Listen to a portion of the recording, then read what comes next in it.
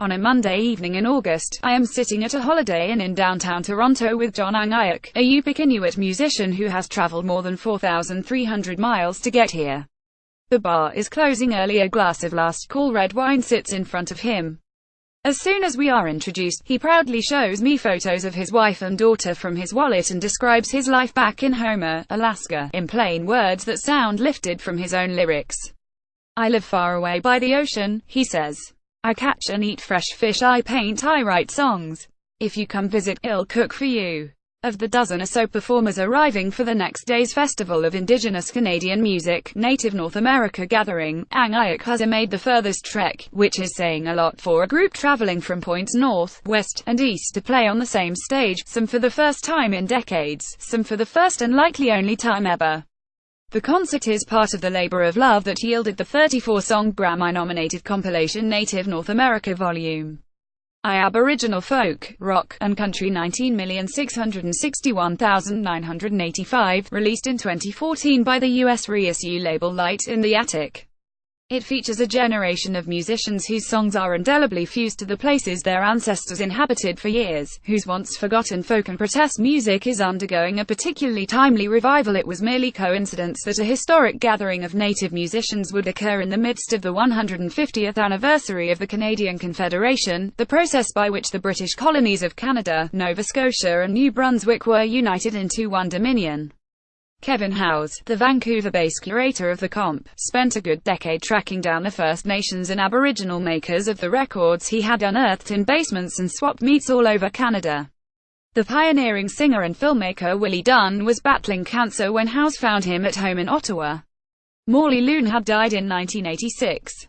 Willie Thrasher was busking on the British Columbia waterfront, performing rousing rock-roll eco-anthems for Earth and Water with his new singing partner, Linda Saddleback. Willie Mitchell had helped start a network of community radio stations on the Algonquin Reserves in Ontario. Signs celebrating Canada's 150th anniversary still banner banks and storefronts when I arrive in Toronto, though many of the fireworks celebrations have come and gone.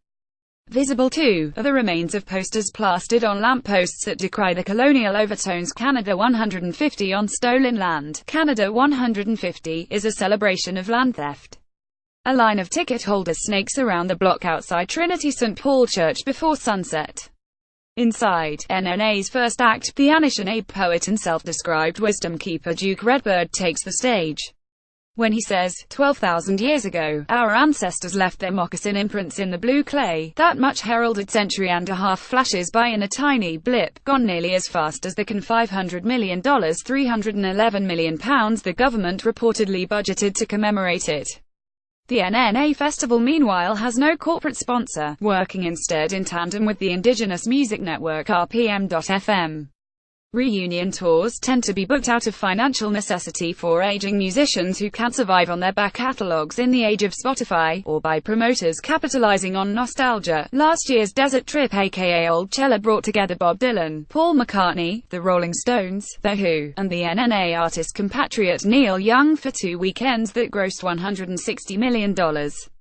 But for a festival of musicians whose records were initially pressed in extremely limited numbers, who never made much money from their music in the first place, there is no need to market their songs back into relevance.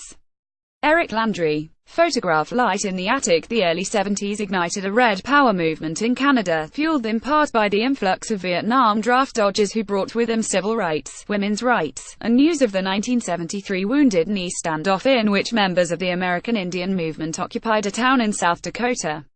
The events that first prompted them to take up a guitar or drum include a gunshot fired into the back of Willie Mitchell's head by the police, when he was 15, for allegedly stealing a Christmas light bulb. Canada's residential school program that, until the mid-90s, removed First Nations kids from their families and stripped them of their first language and culture. Duke Redbird's successful bid to require public schools to recite a daily acknowledgement of stolen lands and Vern Cheechoo's fight against a proposed mining project known as the Ring of Fire near his home in James Bay. In an age of police brutality, in which a notoriously high number of Indigenous women are missing or have been murdered, and with climate change activists emboldened by the Standing Rock resistance, the Times, it seems, have caught up with them. Backstage, in a sacristy transformed into a green room, an easy camaraderie settles in, shared coffee and smokes, smudging sage before the show, warming up guitars, trading compliments. John, your songs are so gentle, Saddleback exudes to angaic. There is grey now in Eric Landry's long braids. Redbird, who on stage rhymes venom and disgrace with the human race, is now 78. Pearl, the ivory Fender Telecaster thinline that Willie Mitchell bought in his teens with the settlement money he received in the aftermath of his gunshot, has yellowed with age. Mitchell is dressed almost identically to the picture of his 1970s self projected on the screen behind him, plaid flannel shirt, bandana now wrapped around his wrist instead of his head. He cheerfully douses his arthritic knuckles with medicinal spray. Willie Mitchell, in the 1970s. Photograph courtesy of the artist. There is nostalgia for the early days and a clear affinity for the music of other outsiders. We grew up playing dance music, Leland Bell tells me after the show. Dance music, you know, Creedence Clearwater Revival, Hank Williams. Duke Redbird performed in coffee houses with his then neighbor Joni Mitchell. There are strains of John Fahey in Eric Landry's haunting Loon Lake, and of Neil Young in songs by Mitchell, his fiery Kill Me Your Mind Could Sit with Revolution Blues and angaic Harvest Moon.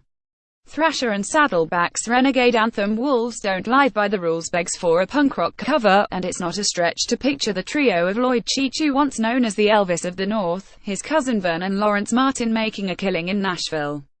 But truly, this is music that operates purely and insistently on its own terms. Songs by the native North America artists are born partly from geographic isolation, unaccountable to the mainstream.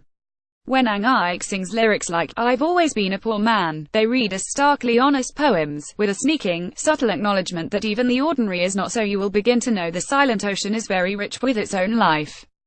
The guiding spirit hovering over native North America is that of the aforementioned Willie Dunn, who died of cancer just before the compilation's release.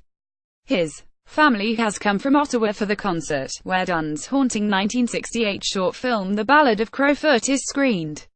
At 10 minutes long, it has been billed as one of the first ever music videos. The soundtrack is Dunn's song of the same name, a stirring and somber chronicle of the Aboriginal story in Canada, told through the figure of the Siksika First Nation chief, Crowfoot. In archival photographs, it builds to a furious torrent of headlines of broken treaties.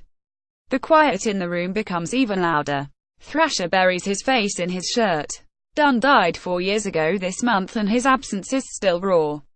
The longer he's gone, the louder his words get, Lawrence Dunn tells me later. In fact, they become stifling. It's a night no one wants to end, but time is slipping fast before the church's curfew.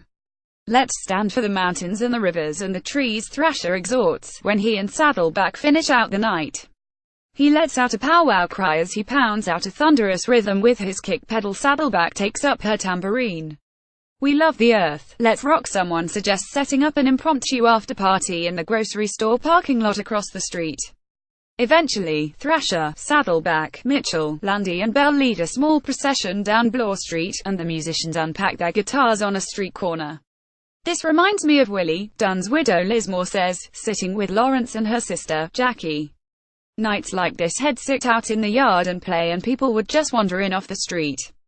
She nods in the direction of a couple of strangers, who have followed the sound here. The circle of listeners parted, opened, and let them in.